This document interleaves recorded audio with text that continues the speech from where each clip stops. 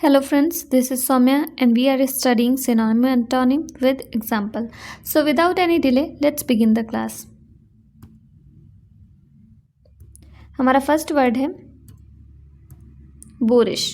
Boris means जो बहुत ही उज्जड हो, असभ्य हो, अशिष्ट हो, वो होता है बोरिश. ये पीपल या उसके बिहेवियर के लिए यूज़ होता है जो बहुत ही ज़्यादा अनप्लीजेंट हो और रूड हो. तो हो गया बोरिश. सिनोनिम देखते हैं, रस्टिक, लाउटिश, रूड और एंटोनिम है सिविलाइज्ड एंड जेंटल. तो बोरिश का एग्जांपल देख लेते हैं. Stop me, please stop me if I become Boris. मुझे टोक देना, मुझे रोक देना अगर मैं असभ्यता से व्यवहार करूं या असभ्य बन जाऊं तो मुझे टोक देना. तो हो गया बोरिश का एग्जाम्पल. सिनोनिम है रस्टिक. रस्टिक मीन्स जो देहाती हो, ग्रामीण हो, टिपिकल ऑफ द कंट्री और ऑफ कंट्री पीपल, जो सिंपल हो, बहुत सीधा सादा हो, ठीक है, वो रस्टिक हो जाता है. एक तरीके से देहाती या ग्रामीण के लिए भी यूज़ होता है. Example, the whole area is full of rustic charm. जो पूरा एरिया है वो रस्टिक चार्म से, देहाती चार्म से भरा पड़ा है. ठीक है, तो रस्टिक हो गया. रस्टिक ऐसा वर्ड है, कई बार इसे पॉजिटिव सेंस में लिया जाता है जैसे कि मैंने एग्जांपल दिया, और कई बार नेगेटिव सेंस में भी इस्तेमाल किया जाता है. ठीक है, तो कई बार कहते हैं ना जैसे गंवार हो एकदम, तो रस्टिक वहाँ भी इस्तेमाल किया जा सकता है नेगेटिव सेंस में, असभ्यता के लिए. नेक्स्ट वर्ड है हमारा loutish. Loutish means uncouth and aggressive. Example, youths are responsible for awful loutish behaviour. जो यूथ हैं वो जिम्मेदार हैं किसके? बहुत ही बुरे और असभ्य व्यवहार के लिए. तो हो गया लाउटिश. नेक्स्ट वर्ड है हमारा rude. Rude means not polite. I don't like his behaviour हो गया इसका example. I don't like his rude behaviour. तो हो गया रूड.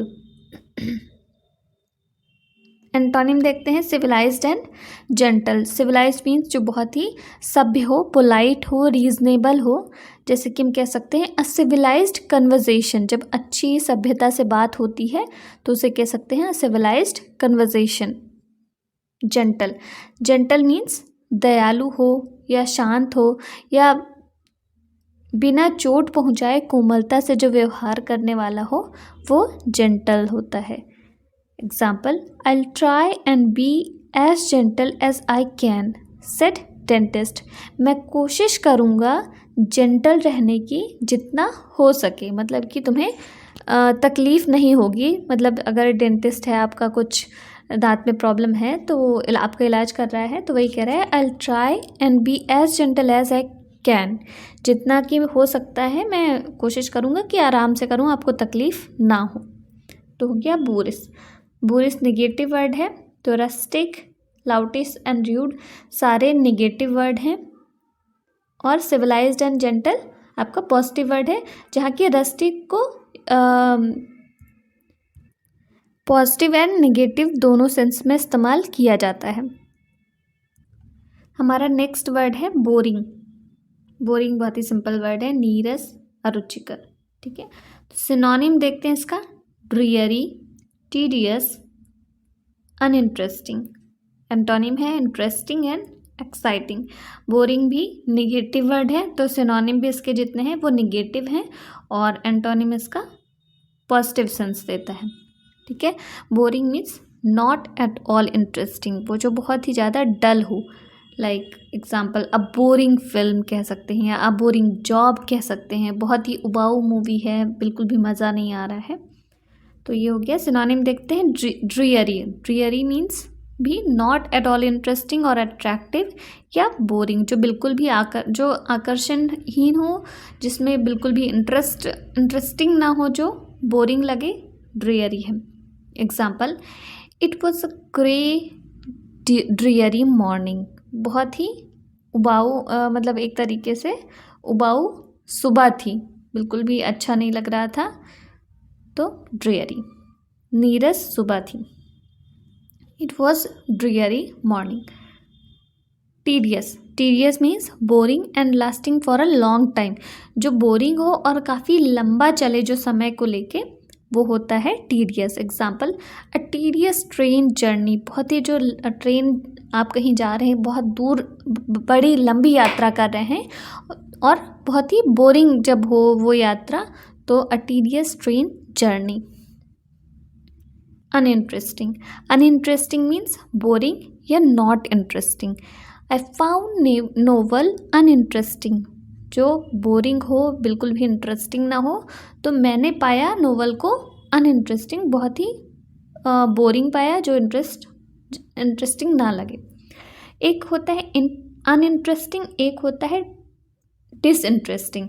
तो जो अनइंटरेस्ट होता है और डिसइंटरेस्ट होता है। डिसइंटरेस्ट मीन्स जो पक्षपात ना करे, तटस्थ रहे, ठीक है, वो हो जाता है डिसइंटरेस्ट। एंटोनिम है interesting and exciting. Interesting means enjoyable and entertaining, जिसे आप एंजॉय करते हो, जो एंटरटेनिंग हो, होल्डिंग योर अटेंशन, और जैसे कि जिसमें आपका मन लगा रहे, इंटरेस्टिंग होता है। एग्जाम्पल, एन इंटरेस्टिंग पर्सन, जब कोई इंसान बहुत इंटरेस्टिंग हो, जो आपके साथ आपको बात करना अच्छा लगता हो, तो वो पर्सन इंटरेस्टिंग होगा। या कोई बुक हो, आपको पसंद आ रही है, मज़ा आ रहा है पढ़ने में, तो इंटरेस्टिंग बुक कह सकते हैं। Exciting, exciting means causing strong feeling of pleasure and interest, तो जिसमें आपको बहुत ही मज़ा आए, आपको इंटरेस्ट आए कुछ भी करने में, तो वो एक्साइटिंग हो गया। जैसे दैट्स वेरी एक्साइटिंग न्यूज़, ये जो न्यूज़ है बहुत ही एक्साइटिंग है, तो हो गया आपका एक्साइटिंग। आगे चलते हैं। नेक्स्ट वर्ड है हमारा बॉटमलेस। बॉटमलेस मीन्स असीम या अनंत, कभी ख़त्म ना होने वाला, जिसका अंत ना हो। वेरी डीप, विदाउट लिमिट हो गया। जैसे कह सकते हैं बॉटमलेस ओशन, तो हो गया बॉटमलेस, ठीक है, असीम अनंत। सिनोनिम देख लेते हैं। Abysmal, unfathomable, eternal. एंटोनिम है सैलो और फैथमेबल। तो अबिस्मल मीन्स भी जो अथाह हो, जिसका अंत ना हो, वो हो जाता है अबिस्मल। अनफैथमेबल मीन्स भी होता है incapable of being fully explored और अंडरस्टैंड, जिसके बारे में आप पूरी तरीके से समझ ना पाए, आप उसके बारे में कुछ खोज ना पाए, एक्सप्लोर ना कर पाए, तो वो अनफैथमेबल हो गया। इटर्नल मीन्स शाश्वत, जिसका ना शुरू पता हो ना अंत पता हो, विदाउट बिगिनिंग और एंड, तो एग्जिस्टिंग और कॉन्टिन्यू। हम लोग लॉर्ड शिवा को बोलते हैं कि वो शाश्वत है, ठीक है, तो हो गया आपका सिनोनिम। अनफैथमेबल का एग्जाम्पल देख लेते हैं। Her grey eyes were dark with some unfathomable emotion, उसकी जो ग्रे आइज थी वो डार्क थी, किससे, अनफैथमेबल इमोशन से, अथाह जो है उसमें भावनाएं भरी पड़ी थी उसमें। इटर्नल मीन्स शाश्वत, मैंने बताया, विदाउट बिगनिंग और end. Some people believe in eternal life after death, ये कह सकते हैं हम tired of these eternal arguments, मतलब कि कभी ना ख़त्म होने वाली ऐसी आर्गूमेंट से मैं थक चुकी हूँ, तो हो गया आपका सिनोनिम। एंटोनिम देखते हैं। एंटोनिम होता है सैलो या फैथमेबल। तो सैलो मीन्स छिछला, नॉट डीप, जैसे कह सकते हैं the sea is very shallow here, यहाँ पे जो सी है, समुद्र है, वो बहुत छिछला है। फैथमेबल मीन्स डेप्थ के बारे में भी बोला जा सकता है, मीनिंग वगैरह के भी बारे में बोला जा सकता है। अगर मीनिंग है तो वो अंडरस्टैंडेबल होगी, ठीक है, कोई चीज़ है, किसी चीज़ के अर्थ के बारे में कह रहे हैं या कोई बात है, तो तो जब वो अंडरस्टैंडेबल है तब फैथमेबल का इस्तेमाल किया जा सकता है, या ऐसी डेप्थ के बारे में भी फैथमेबल का इस्तेमाल किया जा सकता है जिसको हम मेज़र कर सकें। ठीक है, example, it is not fathomable how such risk can be ignored. ये बिल्कुल भी इग्नोर करने वाली बात नहीं है, ये एकदम से नासमझी है कि इतना बड़ा रिस्क को इग्नोर कैसे किया जा सकता है। ठीक है, हो गया। तो फैथमेबल ये हो गया आपका बॉटमलेस का synonym and antonym. Next word है हमारा brash. Brash means too confident and direct, जो बहुत ही आत्मविश्वासी हो और एकदम डायरेक्ट हो। तो ढीठ या उतावला कह सकते हैं, कुछ भी बोल दे, कुछ भी कर दे, तो डायरेक्ट वर्ड यूज़ करते हैं उसके लिए। Example, her brass manner makes her unpopular with strangers. जो उसका ब्रैस मैनर है वो उसे अनपॉपुलर बनाता है स्ट्रेंजर्स के साथ। सिनोनिम देख लेते हैं। Aggressive, conceited, proud. एंटोनिम है meek and humble. Aggressive means जो बहुत ही आक्रामक हो। रेडी और लाइकली टू फाइट और आर्ग्यू, जो हमेशा लड़ने के लिए, आर्ग्यू करने के लिए तैयार रहता है, वो एग्रेसिव होता है। जैसे कोई डॉग ले लेते हैं, वो हमेशा जो है काटने दौड़ता है, तो उसको जो है बोलते हैं एन एग्रेसिव डॉग। ठीक है, या कह सकते हैं some people get aggressive after drinking alcohol. कई आदमी क्या होते हैं, एग्रेसिव हो जाते हैं अल्कोहल ड्रिंक करने के बाद। नेक्स्ट वर्ड है हमारा कंसीटेड। कंसीटेड मीन्स घमंडी होता है, अहंकारी। जैसे he is so confident, he thinks he is the best at everything. ठीक है, he is so conceited, he is so conceited, he thinks he is the best at everything. वो बहुत ज़्यादा अहंकारी है, घमंडी है, वो सोचता है कि वो हर चीज़ में एकदम बेस्ट है। प्राउड मीन्स, प्राउड को मैंने बताया था कि ये पॉजिटिव और नेगेटिव सेंस में दोनों में इस्तेमाल किया जा सकता है। जैसे कि अभी थोड़ी देर पहले मैंने रस्टिक को बताया कि पॉजिटिव और नेगेटिव सेंस दोनों में यूज़ कर सकते हैं। तो प्राउड का मतलब गर्व भी होता है, और प्राउड का मतलब घमंड भी होता है। तो I have already told you. Antonym देख लेते हैं, मीक एंड हम्बल। दोनों वर्ड को मैंने एक्सप्लेन किया है, फिर भी एक बार पढ़ लेते हैं।